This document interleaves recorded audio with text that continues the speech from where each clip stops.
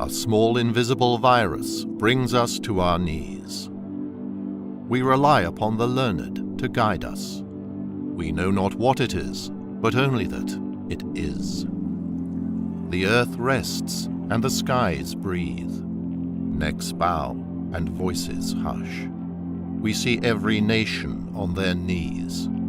We acted for gain towards lusts. Emperors and empresses with new clothes like shrouds and palaces like coffins. The great city of Pompeii, the marbled halls of Caesar, the palaces of the pharaohs.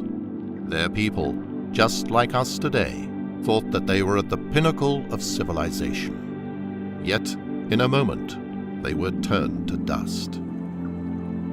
Man's mischief has brought upon him his own humiliation. But the power that rains down trials and tribulations is capable of summoning relief. So now is not the time for pessimism and panic.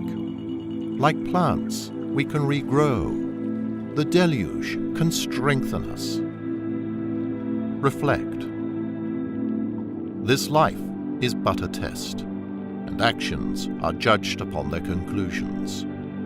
Use this moment to change for the better.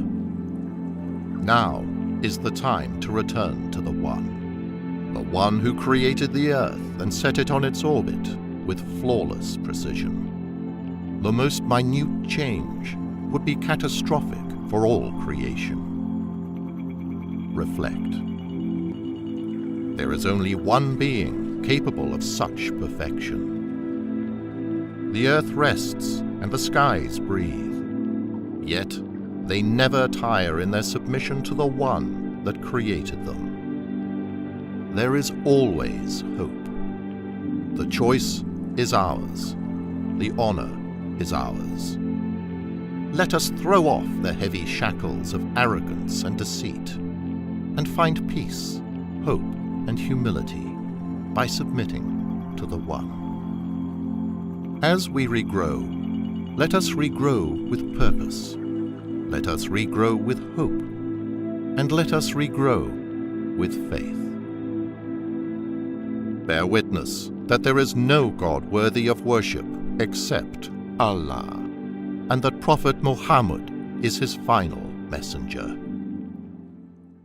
ومن يتق الله يجعل له مخرجا ويرزقه من حيث لا يحتسب